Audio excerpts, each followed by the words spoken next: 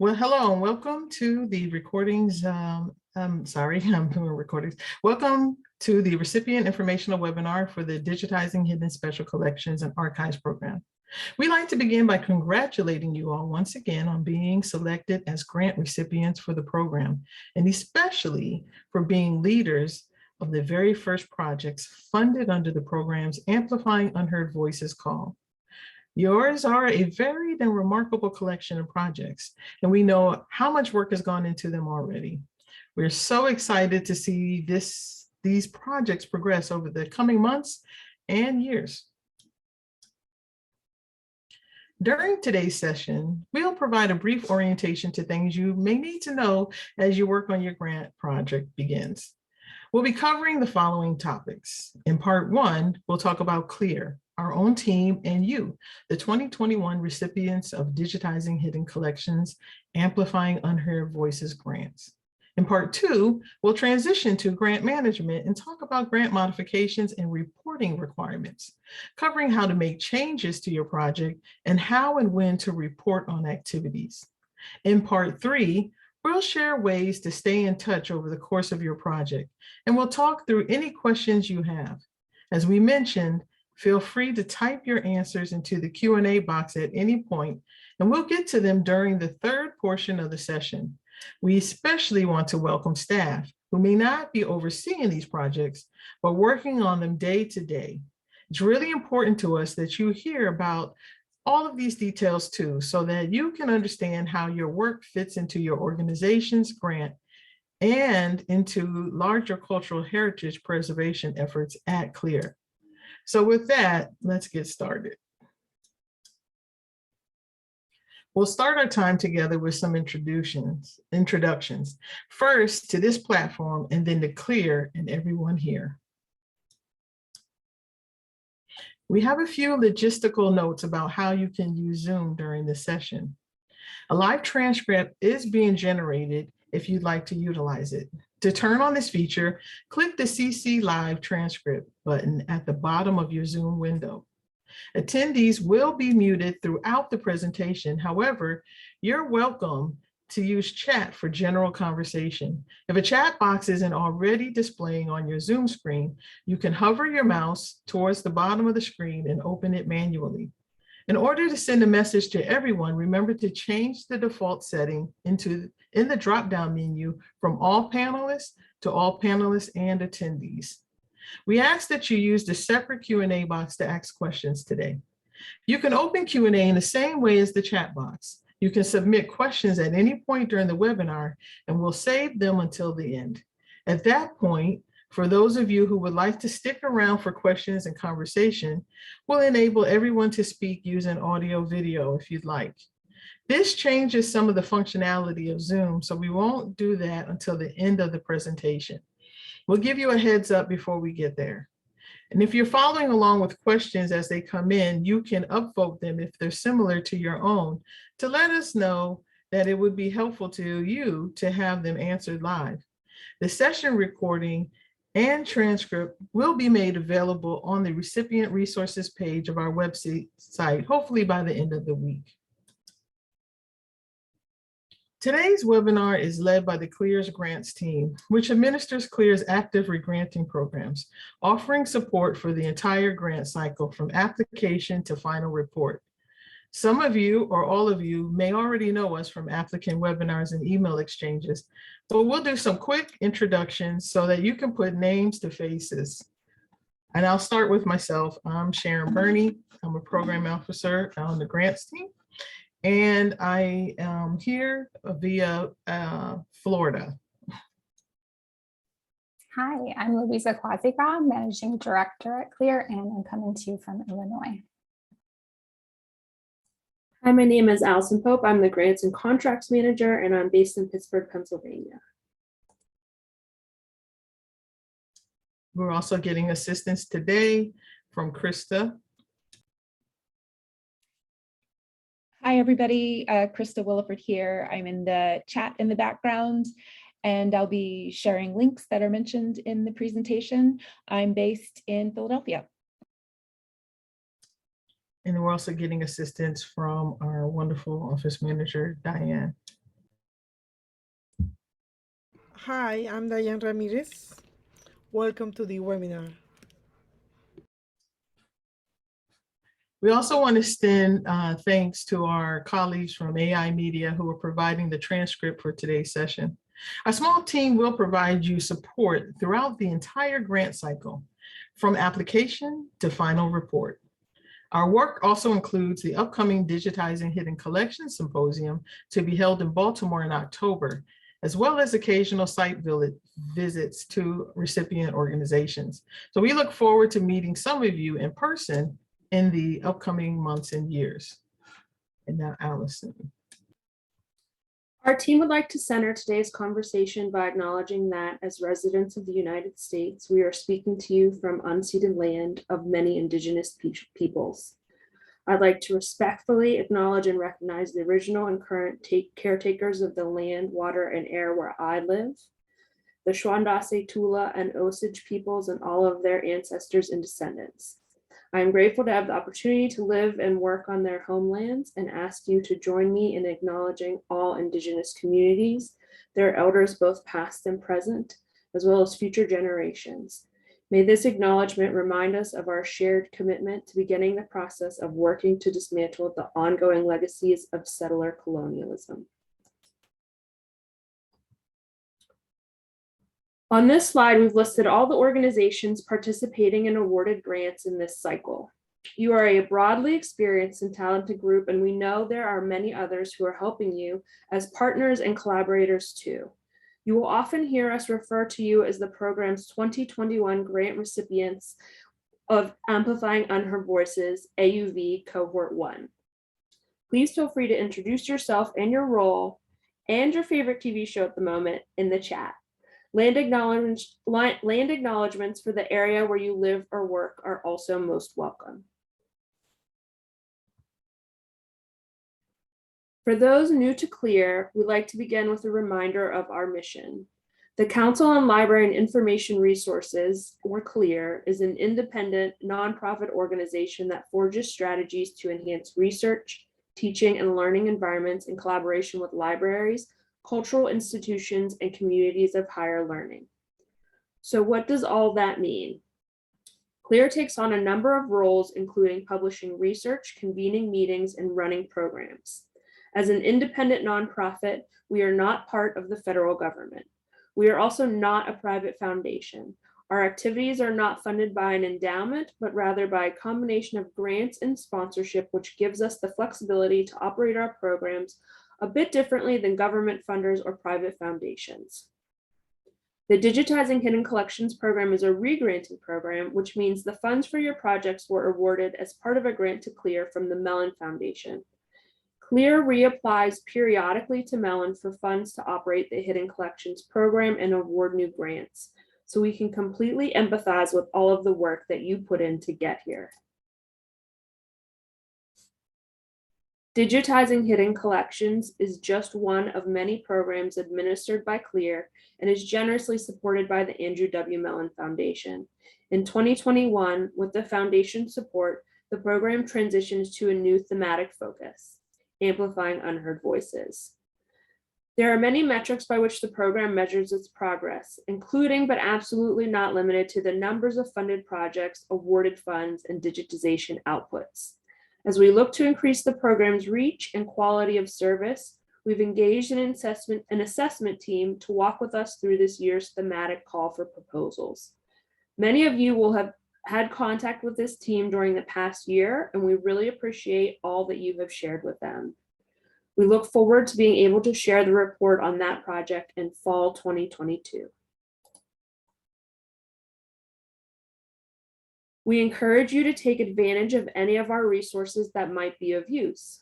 CLIR has long been known for its free and open publication series on a range of topics, including but not limited to audio archiving, library and library service design, email archiving, 3D VR visualization, data management, digital preservation, and more. Our team also hosted 5 for 5 conversations on 5 years of digitizing hidden collections in November 2020. This virtual gathering shared lessons and resources centered on 5 themes that have emerged in the first 5 years of the program.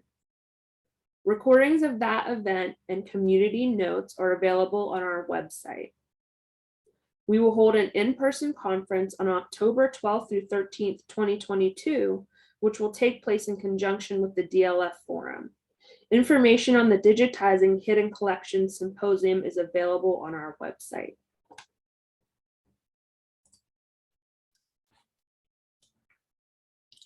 We also wanted to shout out the community facilitated by another CLIR program, the Digital Library Federation.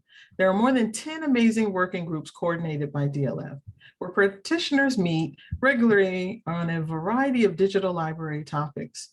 A couple I want to point to in particular are the Metadata Support Group, which runs a Slack space for folks dealing with metadata, and the Digital Accessibility Working Group, who are currently offering accessibility audits of websites and systems which you can contribute to or take advantage of.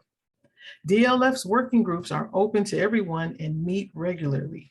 The DLF Forum is scheduled for October 9th through 13th, 2022 in Baltimore, Maryland. Finally, one last resource we would like to share is the Digitizing Special Formats Wiki. This is a project of DLF and contains a growing collection of resources about planning and executing digitization projects. If there are additional resources you think would be helpful to include on the guide, it's an ever-evolving document open for contributions. So just email us at hiddencollections@clir.org and we'll pass along your suggestions. Now that you know who we are and the range of things we do as an organization, we will move into a discussion about some key administrative information for you as the latest recipients of Digitizing Hidden Special Collections and Archives grants. We realize that this webinar will contain a lot of information that may not seem relevant now, but we'll be sharing the recording and transcript online so that you can reference it later or share it with others. In this next section, we'll describe processes for grant modifications and reporting requirements. Although we hope and expect that project activities listed in your approved proposals will be executed as described, we also understand that unanticipated issues can arise. These may require that you deviate from the original plans you submitted. We realize that many of you will face operational hurdles that may cause delays. We hope you understand that our job is to support your teams as you encounter the unexpected during your project timelines. So some project changes won't require pre-approval from CLIR, such as a change in project staff other than the principal investigators or PIs, or small shifts in budget expenditures. Generally, such small changes can be addressed in a project's interim narrative and financial reports. However, changes that affect the underlying terms of the grant must receive prior approval by CLIR. Examples include extensions of the project end date, changes to PIs, any changes to the collections being digitized through the project, and significant budget reallocations. Modification requests are common for this program, and you should not hesitate to ask us for what you need to do to successfully complete your project. And program staff can always be reached by email at hiddencollections@clir.org. To move forward with the modification, CLIR has an online form through which recipients can initiate modification requests. Access to the grant modification and extension request form is available through a link at the top of the recipient resources webpage. The form will always be available on this page and is designed to allow for the submission of multiple types of modification requests. The form includes sections on descriptive information, questions about extension requests, other types of modification requests, and a space to provide a brief explanation and justification of the modification. Once the form has been submitted and received, you should hear from CLIR staff within about 2 weeks. For that reason, if you find you need a modification, it is important to request at least a few weeks and ideally no less than 1 month before the final end date for your grant. Some modifications, such as changes in principal investigators, should be requested immediately rather than waiting until the end of your project. Project end dates were included in the award letter emailed to PIs at the time that funds were distributed. If you ever need a reminder of your project end date or award number, just ask program staff. In many cases, completing the form will be all you need to do to seek approval for a modification. However, under certain circumstances, additional documentation may be required in order to move forward with the request.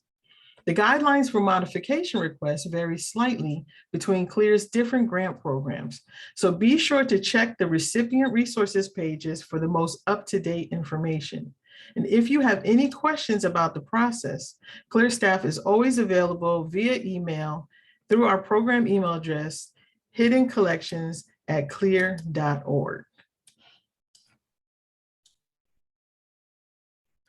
In order for you to prepare the necessary information for the modification request, we also provide a grant modification form template, also available on the recipient resources page and displayed on this slide.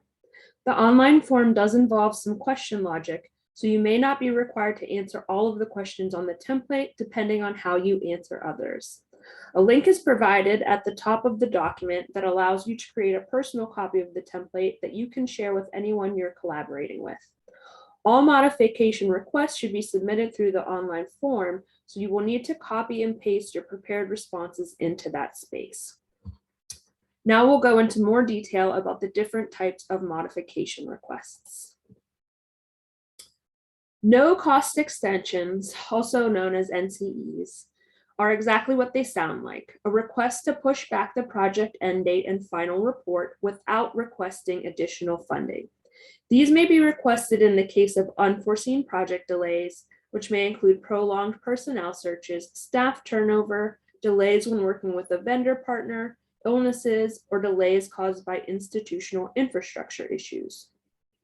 No cost extension should be requested between 1 to 3 months prior to a project's end date.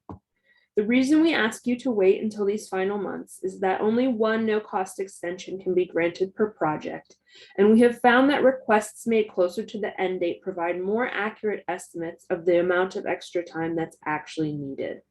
We encourage you to take time now to set a calendar reminder for your team for your end date and for 3 months before the end of your project, so you'll know when it's time to request an extension if you need one.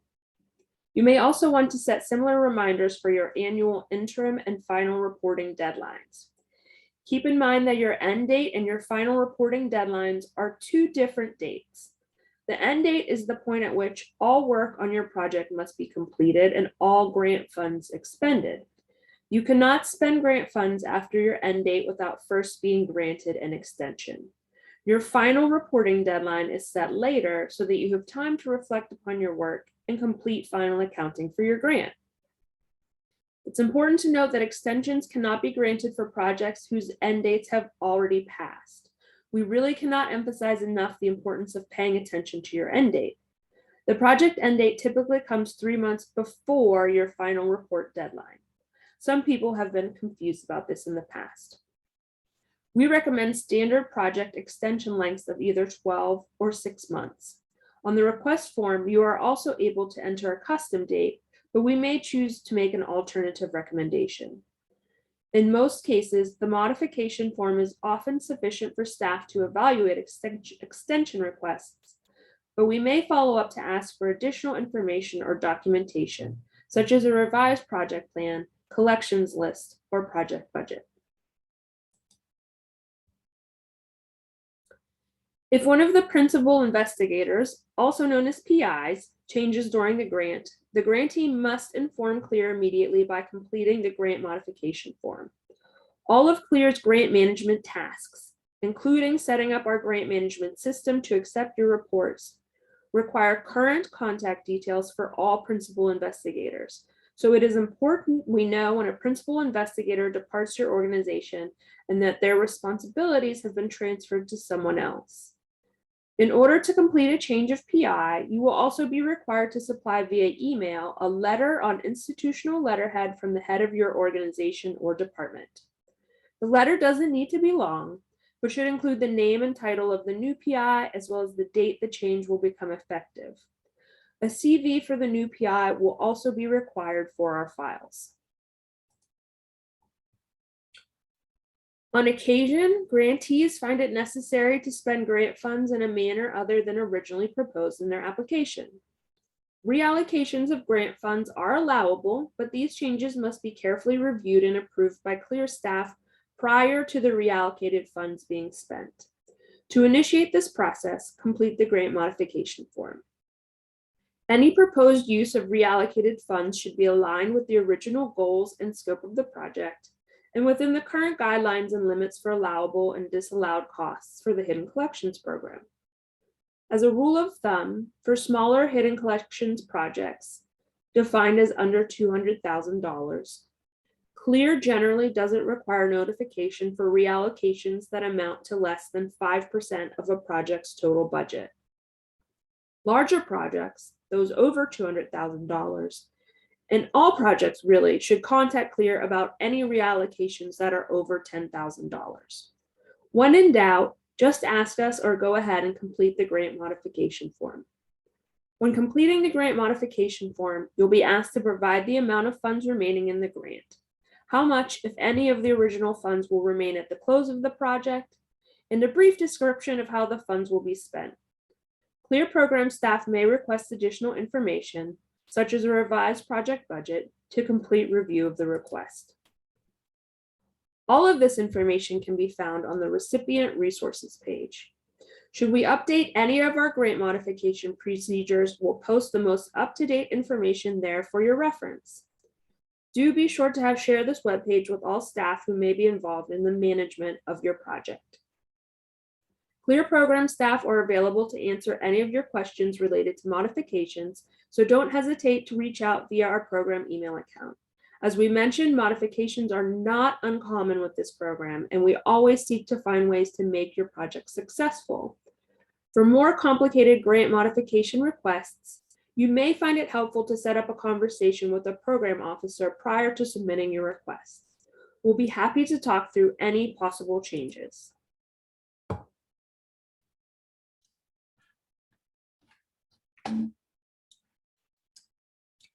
At this point, we'll shift the discussion into the reporting requirements. Recipients of Hidden Collections Grant are required to submit reports, both narrative and financial, through our online system on or before the dates outlined in each of your award letters.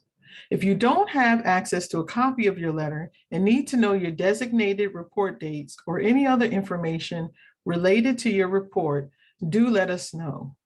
Your first report is due a year and 1 month after the start date of your project. And then each interim report after that is due exactly 1 year after the previous one. Your final report is then due 3 months after your project end date. This means we should be receiving 1 report from you each year. If your project is only 12 months, you will just submit your final report 3 months after the end date of your project. An email reminder from CLIR will be sent to the PIs and additional context that we have on file around a month prior to the due date for each of your annual interim reports and around 3 months prior to your project's end date. Your annual reports to CLIR are a deeply important part of the agreement between our grantees, CLIR and our own funder, the Mellon Foundation. Our team compiles its own reports on the Hidden Collections Program each year, which we submit to Mellon on March 31st and June 30th. This report also includes all of the reports we received from our recipients in the previous 12 months and communicates to Mellon the importance of the work that all of you are doing. So just a few more words on reporting. Reports are not only a way to help us keep up with your progress, but also a means for us to provide the best support to you as your project evolves. For instance, we may be able to connect with you with others in the Hidden Collections community who have faced similar challenges to the ones you report facing. Your reports can also help us to help you identify and mitigate potential issues in advance. For example, we may notice from your reports that you may need a no-cost extension and can remind you of that process. However, if an issue is time sensitive, or if you have a specific question, we encourage you to always reach out about it directly to program staff rather than waiting until your next report. And if you find that your report is likely to be late due to circumstances beyond your control, which we know can happen, let us know as soon as possible. We're glad to work with our grantees in these situations, but it's always important that we hear about them before your report is overdue. To submit your reports, you will use the same system, SurveyMonkey Apply or SMAPLY, that your team used to apply for your grant. We've linked to that on this slide as well as on the recipient resources page. So all communication and reminders for reporting will be sent to the PIs on file. So if there are any others involved in the project work who need such notifications, you will need to send us names and contact information for those people. Please share this additional contact information as soon as possible so we can keep our records up to date. It's a good idea to log into SMAPLY at your earliest convenience using the same email address and password you used to submit your application. If you use these same credentials, you should automatically see the reporting form for your project when logged in. If you forget these credentials or lose access to them for any reason, for example, if the person who created your application leaves your organization, you will need to contact us through the program email, hiddencollections@clir.org, so that we can link your report to the correct credentials. One way to future-proof your team's access to the report would be to log in using the application credentials. Hit start to pretend like you're starting your report, then add other team members' email addresses as collaborators on your report. Collaborators will then receive an automatic invitation to verify their email address and create their own passwords to access the system. Once they accept the invitation and create their credentials, they will also be able to log in to view the report and enter data. One of the system safety measures ensures that only the proposal owner is able to submit a report. So if one of the collaborators eventually needs to submit, that person will need to contact us to make sure this can happen. Collaborators do not have to be limited to PIs. If your financial reporting is handled by a research office or grant manager, you may want to add them too. Teams of collaborators working on a project reports can also reference our collaborative Google Doc template for reports, which is available on the recipient resources page. This document includes the questions you'll be expected to answer on the reporting form. Note that there are 3 different templates, one for 2015 through 2017 recipients, another for 2018 through 2020 recipients, and another for Amplifying Unheard Voices recipients. So be sure to use the correct template. Using the template, you have the option to begin working on your draft report as early as you would like.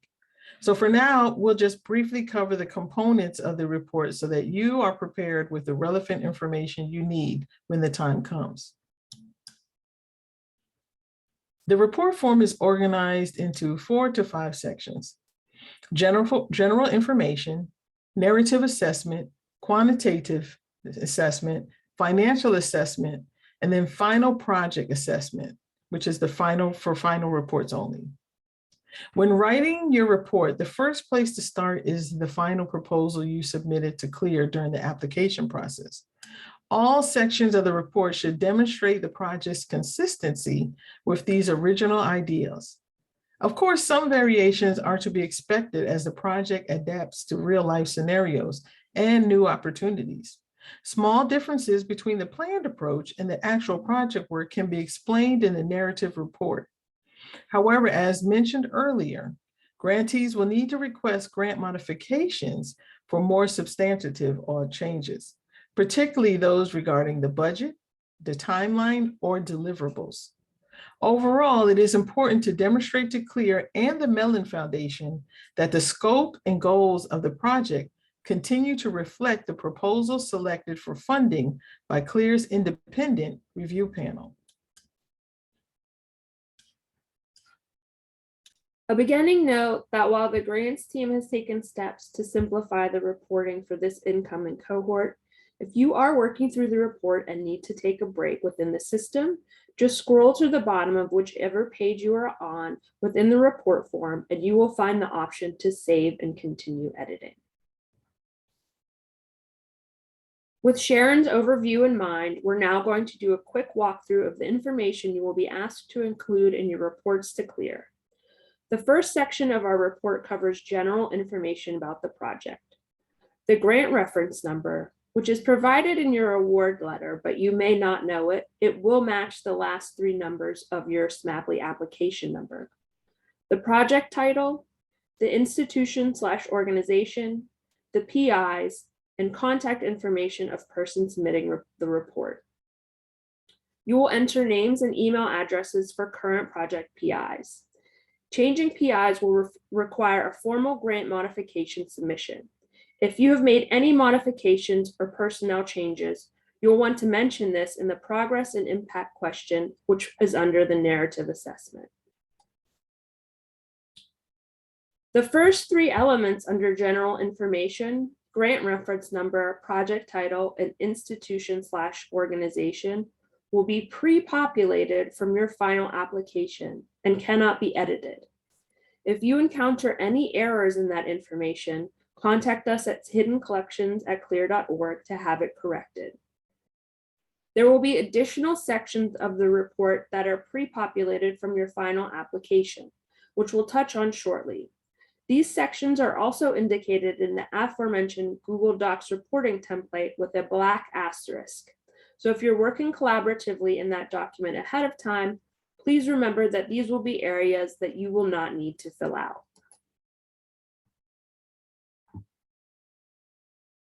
Oh, I'm sorry, we already had this bit about the PIs. This is where you'll enter the PI's name and email addresses. It's important that we have current contact information for all PIs, as Sharon indicated, so we can get in touch.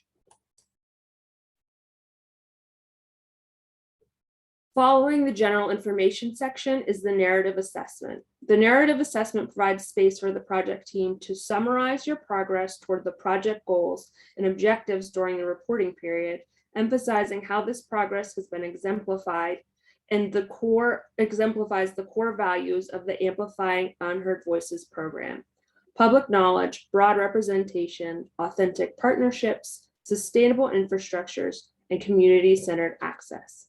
It will also give space to discuss any challenges or setbacks you've experienced in this reporting period and any strategies that have proven successful in addressing them, and to describe your future plans for the remainder of the project.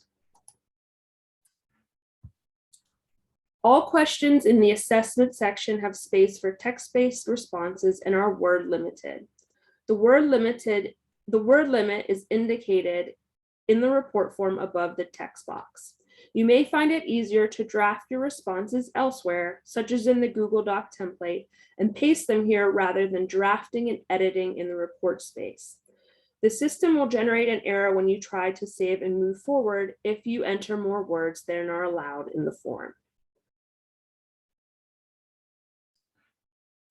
The next section of the report will ask for information about 3 things: the quantity and types of materials you propose to digitize compared to what has actually been digitized during the reporting period, the preservation file formats and quantities proposed compared to what has actually been created during the reporting period, and information about the creation and accessibility of metadata records for the files you have created. To complete this part of the report, questions referring to the original quantities proposed will be pre-populated with the information you entered in your final application. These questions will be locked for editing and hidden from view until you choose a number of categories of source materials from the quantity drop-down. The instructions will indicate to you how many categories were originally proposed, so you don't have to remember. Once the number of categories is entered, the same number of populated category fields will appear below. You will be able to consult the figures you propose, then share what you actually digitized during the reporting period. Begin by selecting the number of categories of source materials you actually digitize. Up to 10 categories are allowed, but unless you have added materials to your project plan, you will probably need the same number of categories you proposed, or fewer if you haven't yet started working on some types of materials. Categories should match the order of the categories defined in your final application and auto-generated within the report. The questions regarding preservation file formats will be structured the same way. Will the information regarding what you originally proposed pre-populated from your final application? Compiling these numbers will be much easier if you plan now to track them as your project proceeds. So setting up a shared document to do that will be something you'll thank yourself for later. CLIR does have an Excel template you can use for this if you wish, and it's located on the recipient resources page. Next up is the financial assessment, which comes in two parts. The first is the financial narrative. In the narrative report, this is a place for you to comment on actual grant expenditures during the reporting period as they relate to your proposed budget. So every budget category should be at least mentioned here. And if there are any variances of 5% or more between projected and actual spending, make sure to include a detailed explanation of the reasons for that over or under expenditure. So you should also discuss any approved budget modifications since your last report.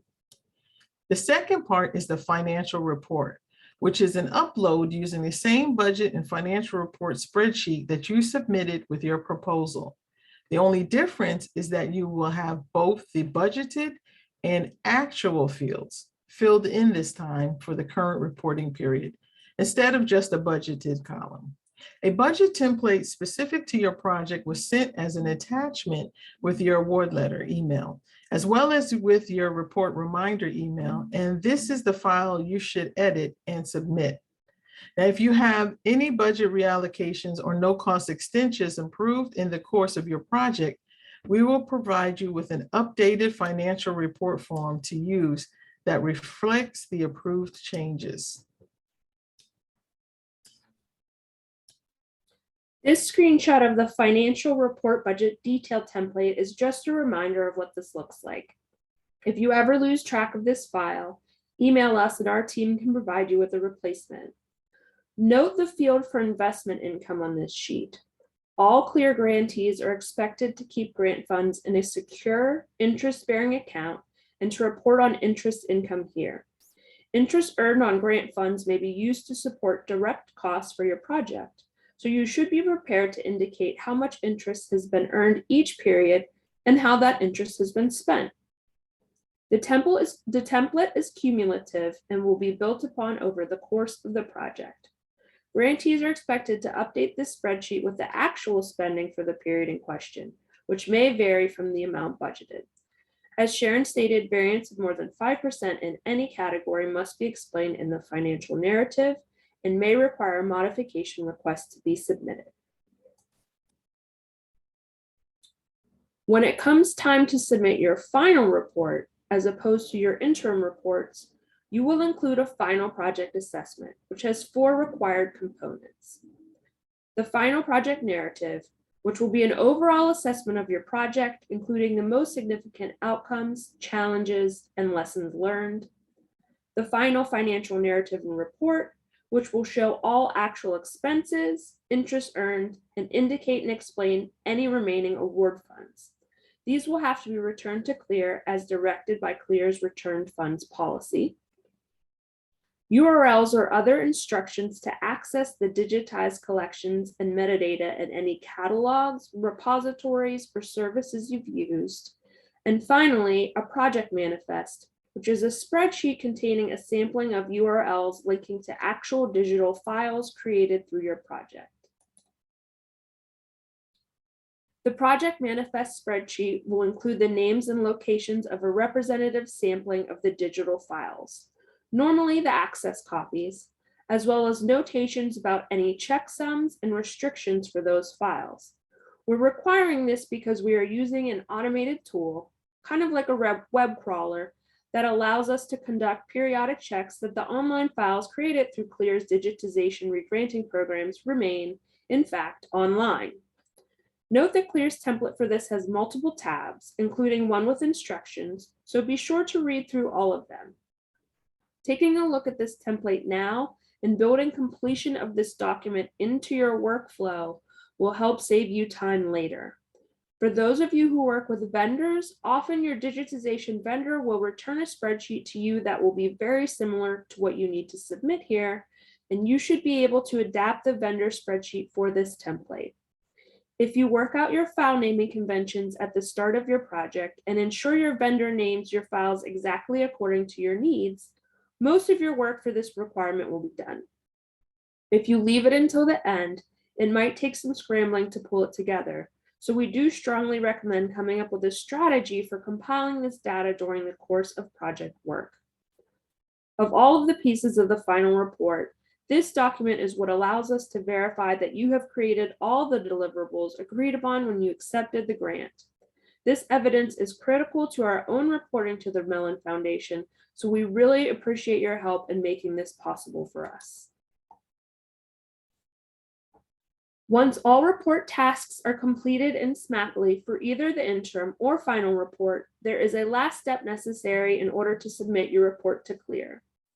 Click the green Submit button once you have reviewed all answers and documents and are ready to submit. Once you hit Submit the first time, you will be prompted to hit Submit again or given one last chance to review. A quick warning, if you choose review, then you are presented with all of the content associated with the application, the initial application, the final application, and all related forms and reports. You will need to scroll down a bit to see the newly completed tasks if you'd like to review the parts of the report you've just completed. As we mentioned before, there can be multiple collaborators within one project reporting space, but only the application owner is given the option to submit.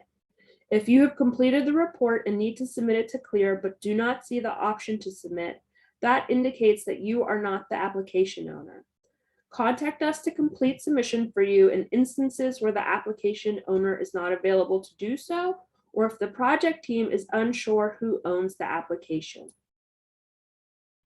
We know all of that was a lot of information, but we've now reached the final section of our presentation to share some brief information about modes of communication before we turn over to questions and discussion. Sharon? Thank you, Allison. First, we want to point towards the organization-wide acknowledgement guidelines created by CLIR's Director of Communications, Kathleen Smith, that may be useful to anyone drafting news items about a project. These contain boilerplate language, information about the use of CLIR's logo and other things. The link on the side will take you to those guidelines, and this resource is also available on the Recipient Resources page. These provide assistance for a variety of situations such as news releases, social media posts, press events, and so on. While not required, Kathleen is happy to review any formal press releases for accuracy prior to their publication. CLIR's website contains quite a lot of information for you as you move into your grant recipient role. Just as you may have used the resources of the applicant resources page during the grant writing process, we have a similar recipient resources page that we've talked about quite a lot today. So as you work through your project here, you will find information on grant modification and reporting that we discussed earlier. Additionally, contact information for the CLIR's grants teams, templates, and information on citing CLIR are all contained on this page. On the funded projects page, you can find descriptions of each of the projects that have been funded by the Hidden Collections program to date. If you have not already done so, please proofread the summary of your project that's currently posted there and send us any proposed changes. The best way to contact us is through the hiddencollections@clir.org email box. We also love to hear about your progress. So if you are sharing updates on Twitter or Instagram, please feel free to tag us at #DigHC so we can repost. And if there's something you would like us to share directly with our followers, just email the team. So we love to be able to spread the word about the amazing work you're doing. And we also try to share your news in CLIR's Grants and Programs newsletter. So check out our website for details on how to subscribe to that if you haven't already done so. Now, as you think about any questions you might have, we'll end with a few community building activities on the horizon. As we mentioned at the very beginning, we hope that you'll keep in mind the Digitizing Hidden Collections Symposium scheduled to take place in person in fall 2022. The program for the symposium has just been released, and there's more details on the event. We plan to publish the findings of the external assessment team who worked with us through the first Amplifying Unheard Voices call in the fall. Afterwards, we hope to have more information about potential future Digitizing Hidden Collection calls. The earliest we would know anything about a 2023 call would be late in 2022. But at this stage, we're working under the assumption that we will be able to resume accepting applications sometime in 2023. So I want to thank you all for joining us at our webinar today. And we know that we covered quite a lot of material. So we'll shift to answering any questions that you may have submitted during our presentation and allow a bit of space for conversation. So give us a moment to promote you all to presenter, which will allow you to activate your audio and video if you like. And this will also disable the Q&A box, which I don't see any questions in there, but that's a strange quirk of Zoom. So for anyone that feels more comfortable typing a question or response, you can do so in the chat box. And then once questions are answered, we'd love to hear about what activities you've undertaken so far, or if you're comfortable sharing the biggest challenges you anticipate for your project.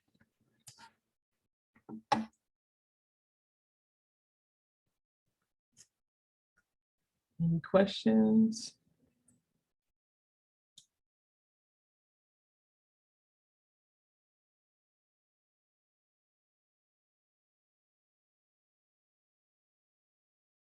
Okay.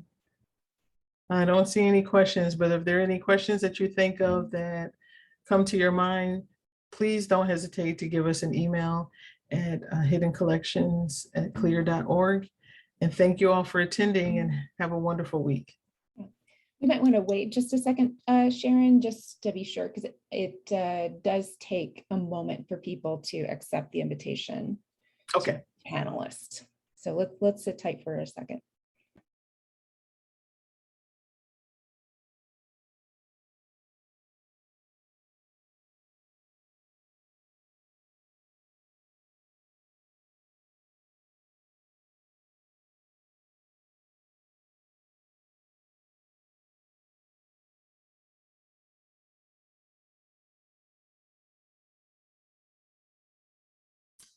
There we go. Thank you. Thank you, Jennifer.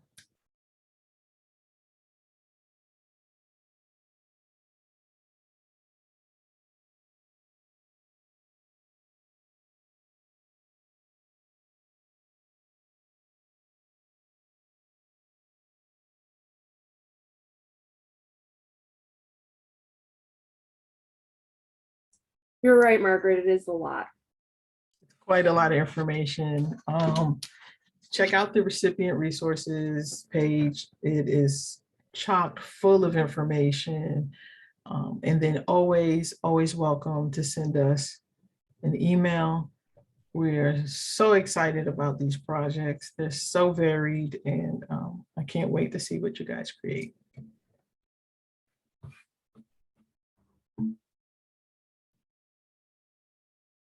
Thank you. Yes, you can always reach out to us.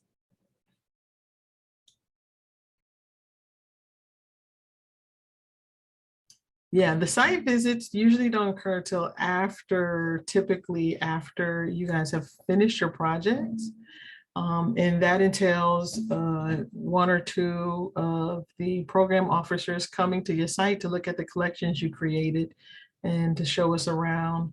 We did one last year in Little Rock, and we were able to see all of the collections that they created, got a tour of the facility and how the grant helped them, and also helped them to apply for larger grants and give them the experience that they need. It was a wonderful experience. I love doing site visits.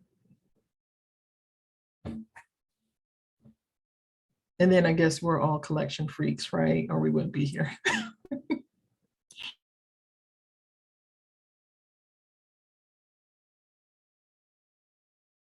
Yeah, we hope to see as many of you as possible at the DLF conference. That would be wonderful.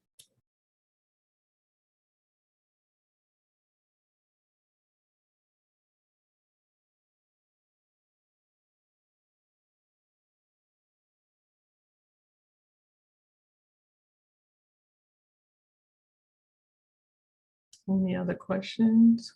Anybody want to share anything?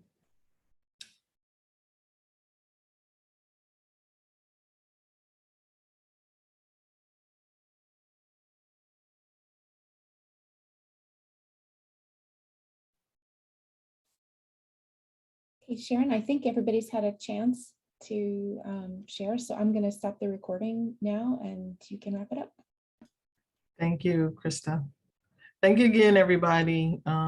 We look forward to seeing this work progress.